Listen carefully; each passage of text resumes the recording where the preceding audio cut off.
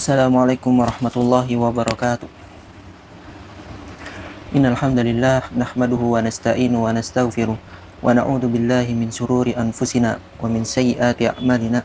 May yahdihillahu fala mudilla lahu wa may yudlil fala hadiya lahu. Asyhadu an la ilaha illallah wahdahu la syarika lah wa asyhadu anna Muhammadan abduhu wa rasuluh la nabiyya ba'dah. Ya ayyuhalladzina amanu taqullaha haqqa tuqatih wa la tamutunna illa wa antum muslimun. يا أيها الناس اتقوا ربكم الذي خلقكم من نفس واحدة وخلق منها زوجها وبث منهما رجالا كثيرا ونساء واتقوا الله الذي تساءلون به والأرحام إن الله كان عليكم رقيبا يا أيها الذين آمنوا اتقوا الله وقولوا قولا سديدا يصلح لكم أعمالكم ويغفر لكم ذنوبكم ومن يطع الله ورسوله فقد فاز فوزا عظيما أما بعد فإن أصدق الحديث كتاب الله وخير الهدي هدي محمد صلى الله عليه وسلم وشر الأمور محدثاتها وكل محدثة بدعة وكل بدعة ضلالة وكل ضلالة في النار. Alhamdulillah, segala puji bagi Allah Subhanahu wa Ta'ala, yang mana kita masih diberi kesempatan dalam kehidupan ini, masih diberi kenikmatan berupa nikmat kesehatan, berupa nikmat agama yang benar, Islam, kemudian berupa kenikmatan keimanan dan rasa aman. Alhamdulillah. Kemudian kita juga mengucapkan syukur kepada Allah Subhanahu wa Ta'ala, yang mana pada hari ini insya Allah, yaitu hari Senin tanggal 5 bulan Safar tahun 1448, kita akan mempelajari kitab yang penuh berkah. Keberkahannya sangat banyak dibandingkan kitab-kitab yang lain, kecuali kitabullah, yaitu kitab ini adalah kitab hadis Nabi Sallallahu Alaihi Wasallam. Dan yang akan kita pelajari yaitu kitab Sahih Muslim, dikenal di kalangan masyarakat Sahih Muslim, yang isinya yaitu tentang ilmu. Di dalamnya ada firman Allah, kemudian hadis-hadis Nabi Sallallahu Alaihi Wasallam, dan juga perkataan para sahabat. Kitab Sahih Muslim adalah karangan kitab ulama yang terkenal. Namanya yaitu Muslim Ibnul Hajjaj Ibni Muslim Ibni Ward Ibni Khutan Al-Qusairi. Kunyahnya yaitu Abul Husain.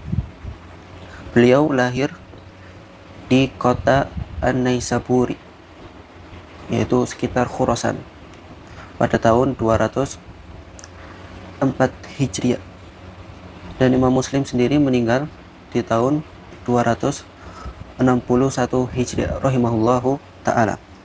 Beliau mengarang kitab ini sekitar 15 tahun, dan beliau adalah salah satu murid Imam Bukhari, yang mana Imam Bukhari juga membuat kitab hadis dan lebih terkenal kesahihannya. Adapun kitab Sahih Muslim yaitu nomor 2 setelah kitab Sahih Bukhari. Nah, Imam Muslim ini adalah muridnya. Insyaallah pada kesempatan kali ini kita akan mempelajari riwayat-riwayat atau hadis-hadis yang disampaikan Imam Muslim dalam kitab ini, yang total hadisnya sekitar 3033 hadis Nabi Shallallahu Alaihi Wasallam. Ini adalah kitab yang sudah diringkas oleh beliau. Adapun jika belum diringkas, yang sesuai atau yang ada kesamaan dalam segi riwayat, maka total hadisnya sekitar 7.000-an, atau ada pengulangan di jalur rawi, yaitu ada lafadz wafid tariqin. Nah, itu bisa lebih banyak lagi, sekitar 14.000 hadis.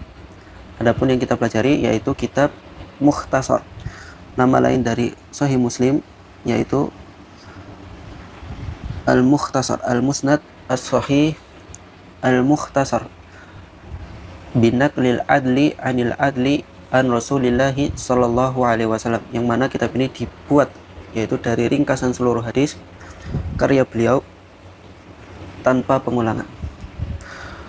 Kitab yang penuh berkah setelah kitab Al-Quran, karena di dalamnya ada hadis Nabi Shallallahu Alaihi Wasallam, baik menceritakan yang disampaikan atau sifat-sifat beliau.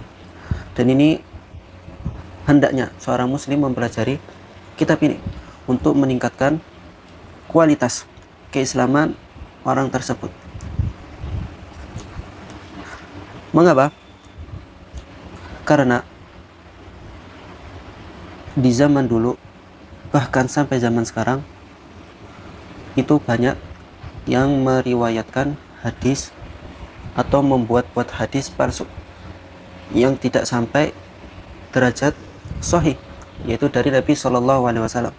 Maka dari itu, dengan mempelajari ini kitab sahih hadis Nabi Shallallahu Alaihi Wasallam, kita dapat mengetahui hadis-hadis yang dhaif, hadis-hadis yang palsu atau yang munkar, agar supaya kita dapat beragama Islam dengan syariat yang benar sesuai tuntunan Nabi Shallallahu Alaihi Wasallam dan pemahaman para sahabat. Karena ilmu yang dinamakan ilmu adalah qala Allah, qala Rasul, wa qala sahabat, yang disampaikan firman Allah, sabda Nabi, dan yang dikatakan oleh para sahabat. Nah, pemahaman para sahabat.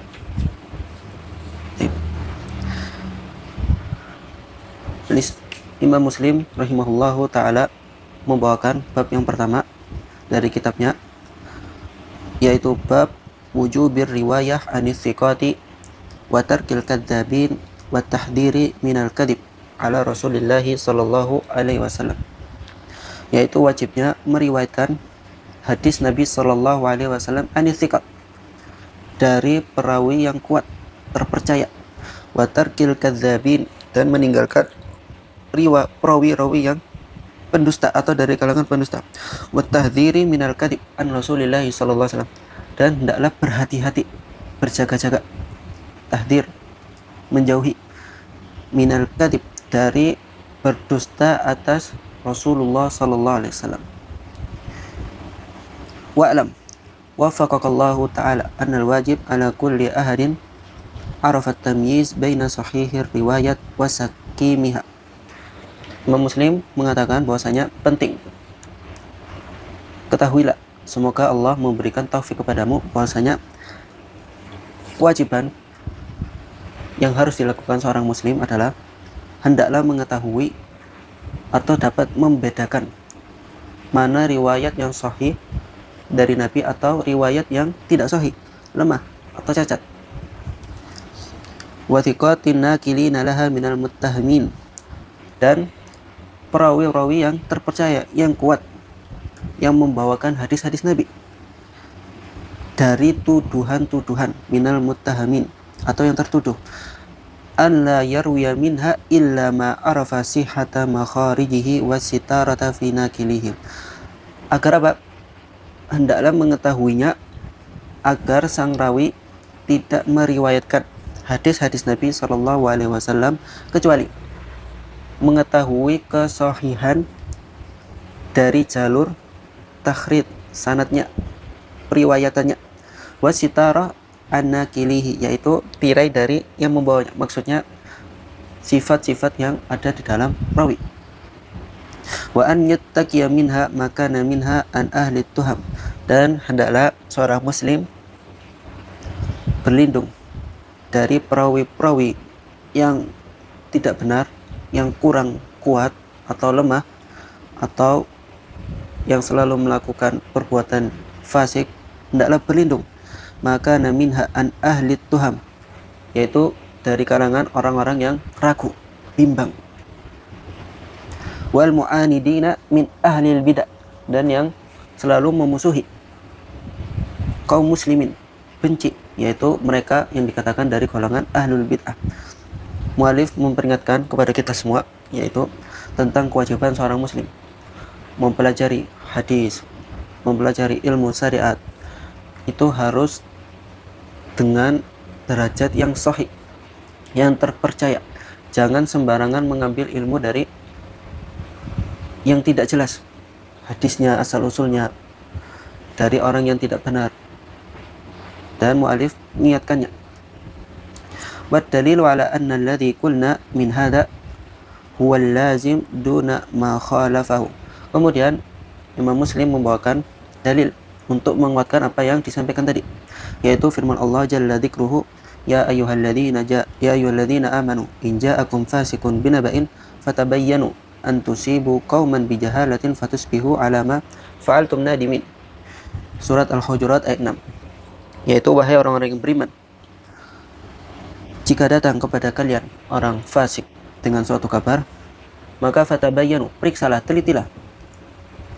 Jika datang orang dengan suatu hadis, telitilah apakah hadis itu sahih dari Nabi, benar-benar dari Nabi, ataukah palsu.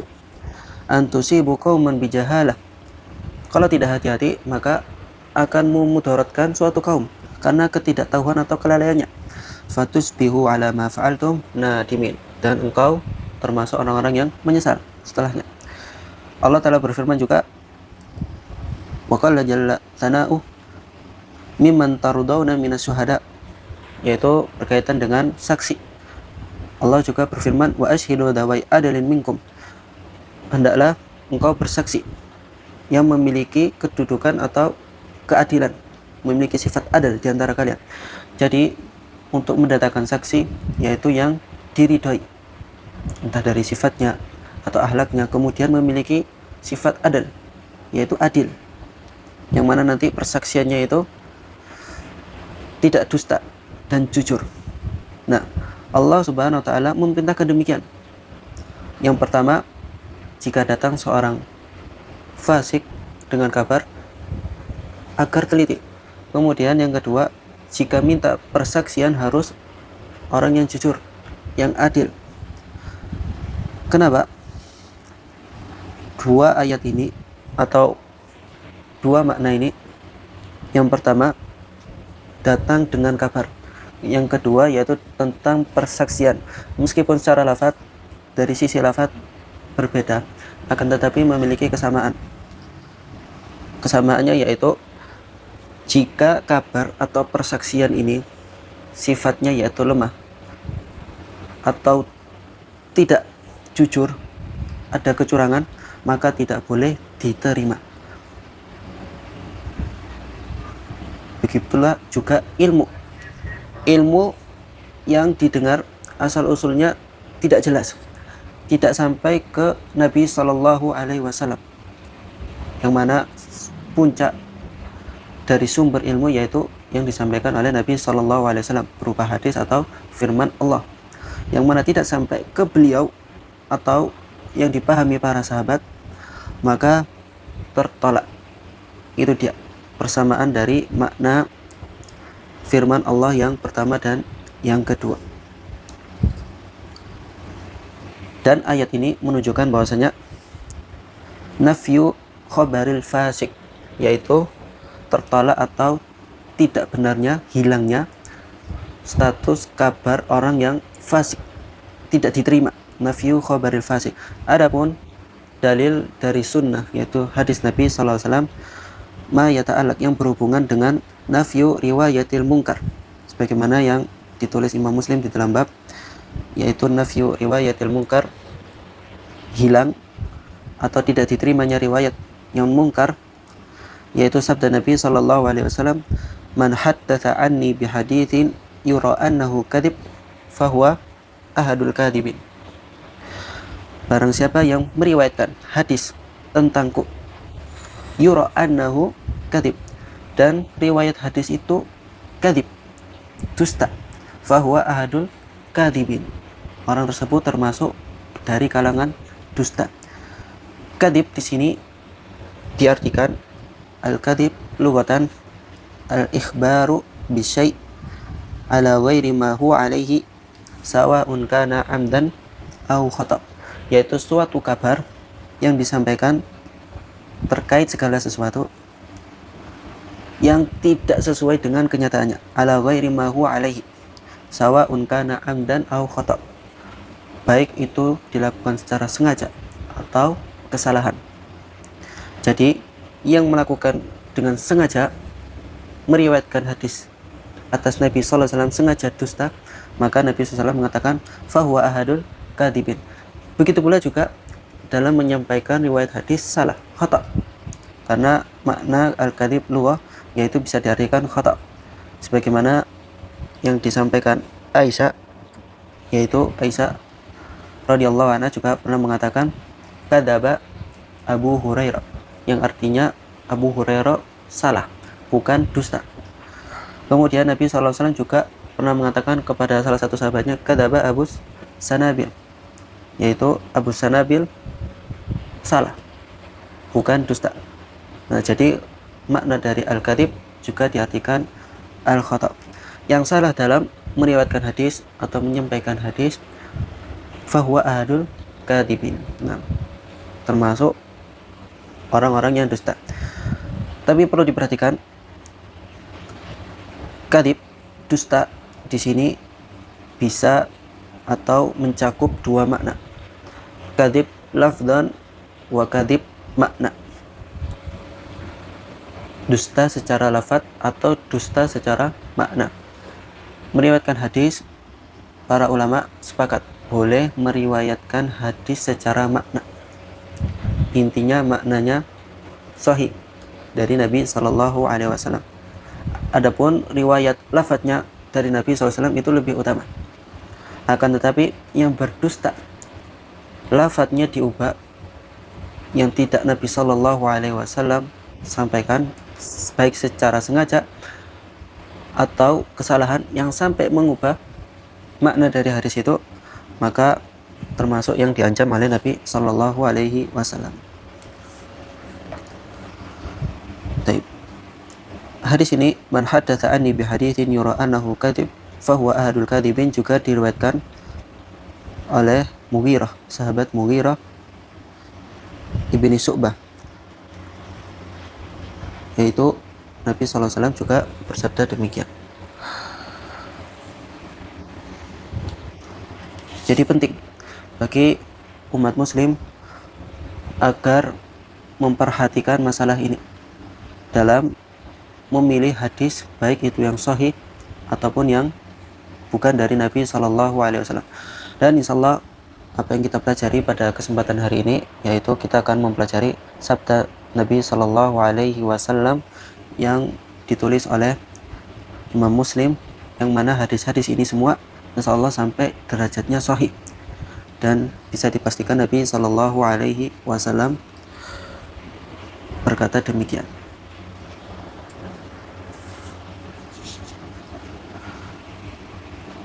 Salah satu salaf, yaitu Abu Lahiyah,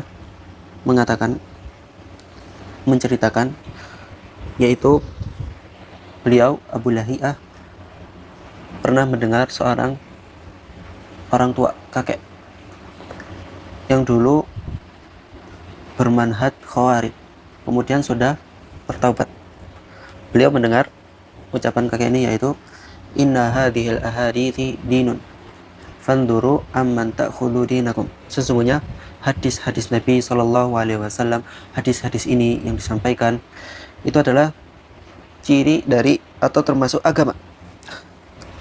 Inna hadhil ahadits dinun fanduru, maka lihatlah, amman ta'khudhu dinakum, kepada siapa kalian mengambil agama tersebut.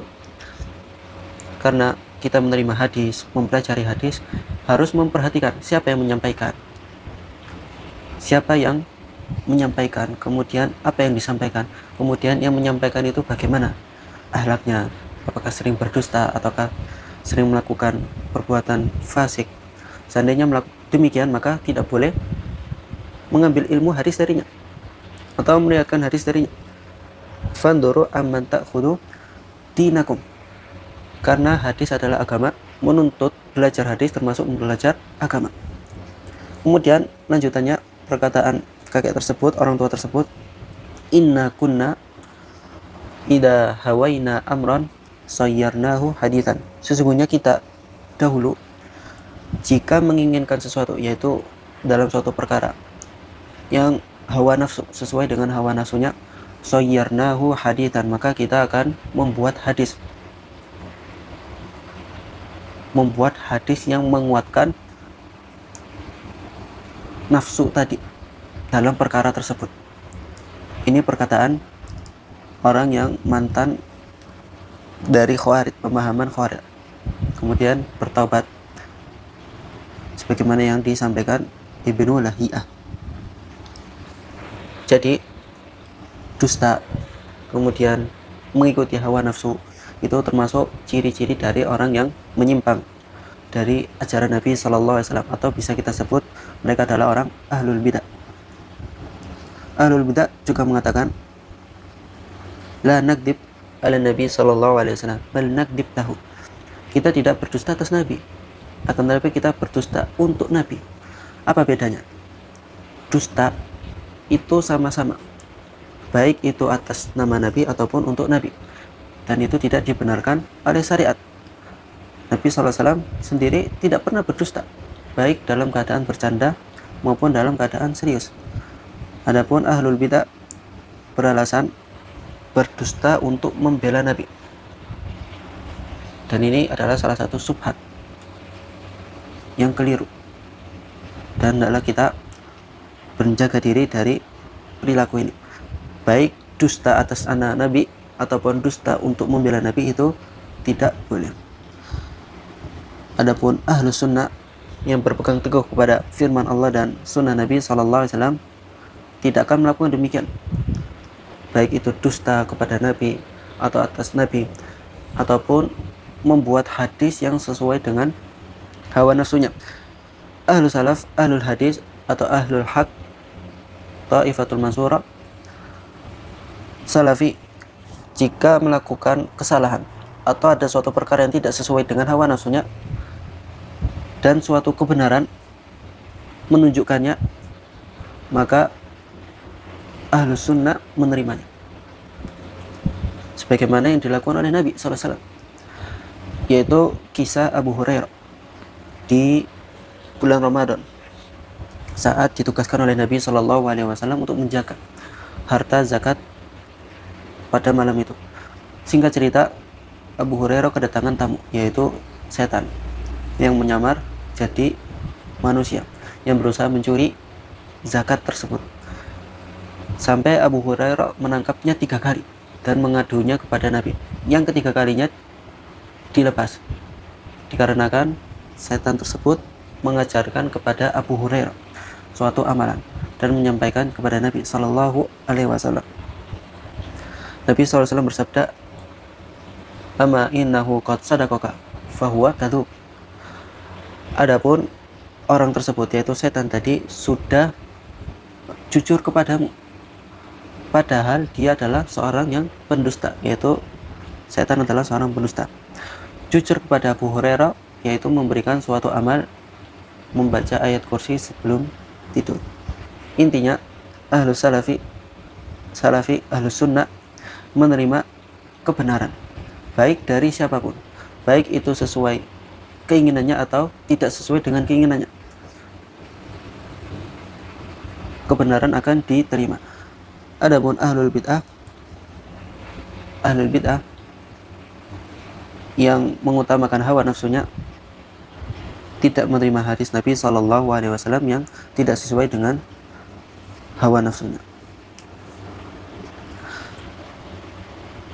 Dinukilkan juga dari salaf, yaitu qala al-alama Ahmad Syakir di dalam pembukaan fi muqaddimati al-ba'ith al-hathith, yaitu Ahmad Asy-Syakir rahimahullah mengatakan, la yajuzu an tarwiya haditsan anin Nabi sallallahu alaihi wasallam duna at-ta'akkud wa tayakkun min sihhatihi.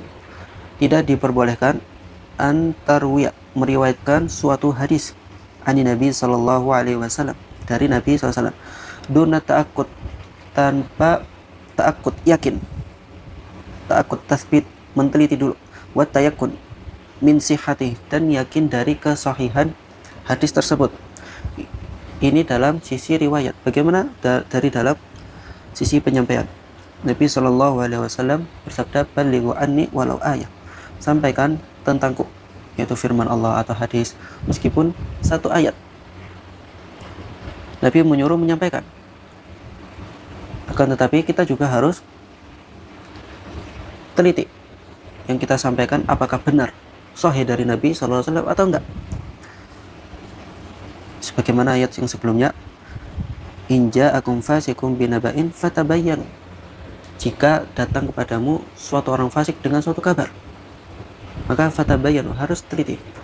Kita diperintahkan untuk menyebarkan, menyampaikan. Akan tapi kita juga tidak bermudah-mudahan, harus teliti. Hadisnya sahih atau enggak. Di zaman dulu masing-masing harus meneliti. Adapun di zaman sekarang, alhamdulillah, dari ini suatu nikmat yang Allah berikan kepada kaum muslimin di zaman sekarang, yaitu adanya kitab sahih al-ahadits min Nabi Sallallahu Alaihi Wasallam, sebagaimana kitab Sahih Bukhari, kemudian kitab Sahih Muslim yang akan kita pelajari, dan juga ada kitab Sunan Nabi Daud, Sunan Tirmidzi, yang mana di dalamnya ada hadis-hadis Nabi Sallallahu Alaihi Wasallam yang jelas kesahihannya. Jadi intinya, jika hadis itu dipelajari dari kitab-kitab ini, yaitu kitab Kutubus Sittah, insya Allah kesahihannya jelas. Adapun yang menukilkan hadis, menyampaikan hadis, ilmu, tapi tidak jelas, menyampaikan firman Allah, tapi tafsir firmannya, ayatnya dari hadis yang tidak jelas, sumbernya bukan dari Sahih Bukhari atau Kutubus Sittah, maka hendaklah tidak diterima.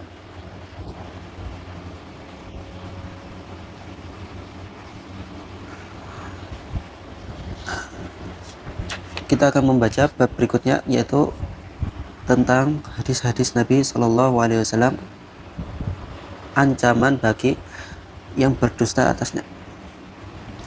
Babu taghlidil kadhib ala Rasulillah Shallallahu Alaihi Wasallam, yaitu taghlid, ancaman kerasnya yang melakukan kedustaan al-kadhib atas nama Nabi Shallallahu Alaihi Wasallam.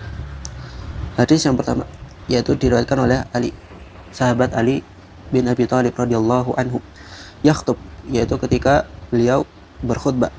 Qala Rasulullah sallallahu alaihi wasallam, Nabi SAW bersabda, "La takdzibu alayya fa innahu man yakdzibu alayya yalijin nar." Jangan berdusta atasku. Fa innahu man yakdzib alayya yalijin nar. Dan yang berdusta atas namaku, maka telah disediakan neraka baginya. Jangan berdusta atas namaku. Kemudian hadis berikutnya, yaitu diriwayatkan oleh Anas bin Malik, "Innahu la yamna'uni an uhadditsakum haditsan katsira." Sesungguhnya Nabi Shallallahu Alaihi Wasallam melarangku, an uhadditsakum haditsan katsira, meriwayatkan hadis kepada kalian, hadis yang banyak. Anna Rasulullah Shallallahu Alaihi Wasallam qala, "Man ta'ammada alayya kadiban falyatabawwa maq'adahu minan nar." Barang siapa yang sengaja membuat kedustaan atasku, falyatabawwa maq'adahu minan nar, maka baginya tempat di neraka. Anas bin Malik itu termasuk salah satu sahabat yang paling banyak riwayat hadisnya. Akan tetapi beliau mengatakan ini yaitu di saat umurnya sudah tua. Kenapa?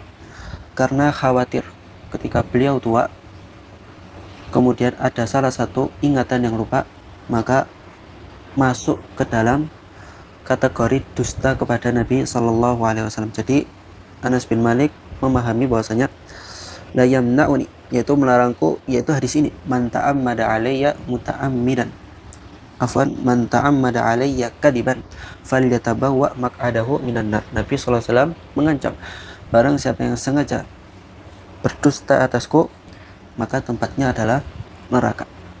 Kemudian hadis dari Abu Hurairah, Rasulullah SAW juga bersabda, "Man kadzaba alayya muta'ammidan falyatabawwa maq'adahu minan nar." Barang siapa yang berdusta atasku secara sengaja, falyatabawwa maq'adahu minan nar, maka tempatnya di neraka. Kenapa kok dusta kepada Nabi, atas nama Nabi itu langsung masuk neraka, diancam langsung masuk neraka? Karena dusta atas Nabi secara tidak langsung artinya sudah membuat syariat baru. Nabi SAW pernah bersabda bahwasanya beliau akan bangun dari kuburannya bagi siapa yang bersolawat padanya. Nah, ini dusta. Ini salah satu contoh misalnya. Ini dusta. Yang mana akibatnya adalah seakan-akan itu adalah syariat yang baru. Maka dari itu, berdusta atas Nabi itu dosanya lebih besar dari berdusta dari yang lainnya. Dari sisi karena membuat syariat baru. Bahkan berdusta atas Nabi itu sama aja berdusta kepada Allah Subhanahu wa Ta'ala, mendustakan Allah dan mendustakan Nabi. Karena Nabi SAW tidaklah menyampaikan segala sesuatu kecuali yang Allah sampaikan. La yantiqu 'anil hawa in huwa illa wahyun yuha. Nabi SAW itu tidak mengatakan berdasarkan hawa nafsunya, akan tetapi berdasarkan wahyu yang Allah firmankan kepadanya, wahyukan kepada Nabi SAW. Jadi jika ada orang yang sengaja berdusta, mendustakan Nabi atau mengatakan ini atas nama Nabi, hakikatnya sudah mendustakan kepada Allah Subhanahu wa Ta'ala. Dan yang mendustakan Allah Subhanahu wa Ta'ala dan Nabinya itu dosanya besar, lebih besar dari mencuri, kemudian berzina, kemudian minum khamr. Na'udzubillahi min dzalik. Kemudian hadis berikutnya diriwayatkan oleh Mughirah ibni Syu'bah bahwasanya beliau pernah mendengar Rasulullah SAW bersabda, inna kadiban alayya laisa kakadibin ala ahadin faman kadaba alayya muta'ammidan falyatabawa maq'adahu minan nar. Ini sahabat yang keempat yaitu Mughirah bin Syu'bah meriwayatkan bahwasanya barang siapa sesungguhnya berdusta atas namaku tidak seperti dusta kepada atas yang lainnya. Faman kadzaba alayya muta'ammidan falyatabawa maq'adahu minan nar. Barang siapa yang berdusta atas namaku secara sengaja, muta'ammidan falyatabawa maq'adahu minan nar, maka tempatnya ada di neraka. Ini sahabat yang keempatnya meriwayatkan hadis larangan atau ancaman bagi yang berdusta atas nama Nabi SAW. Kemudian Mughirah bin Syu'bah juga meriwayatkan hadis yang semisalnya, inna kadiban alayya laisa kakadibin ala ahadin, dari jalur yang berbeda. Empat sahabat ini meriwayatkan bahayanya berdusta atas nama Nabi.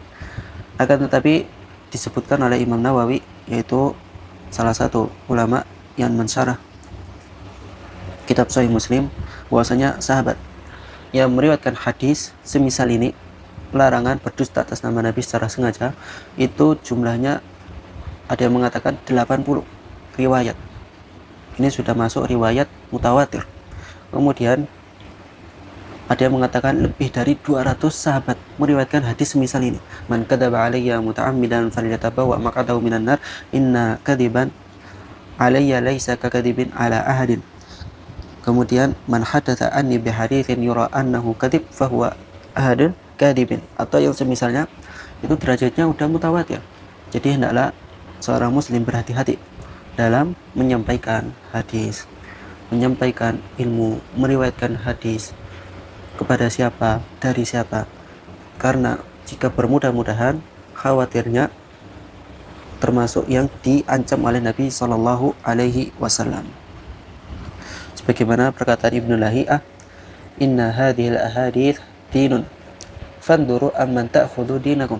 Sesungguhnya hadis-hadis Nabi Shallallahu Alaihi Wasallam itu termasuk agama. Maka lihatlah kepada siapa kalian mengambil agama kalian. Belajar hadis kepada siapa, belajar ilmu kepada siapa. Karena ilmu Islam, agama Islam tidak lepas dari dua, yaitu firman Allah, hadis Nabi SAW, dan juga pemahaman para sahabat. Nah,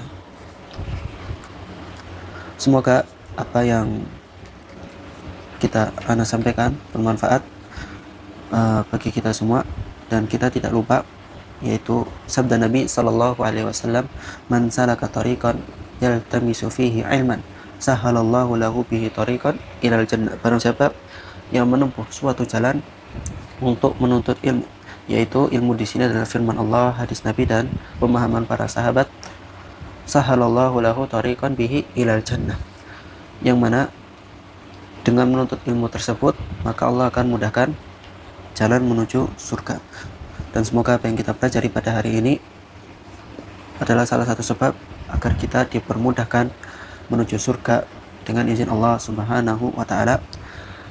Naktafi, insyaallah kita lanjutkan bab berikutnya, yaitu an-nahyi 'anil hadis bi kulli ma sami'a, insyaallah di pertemuan yang berikutnya.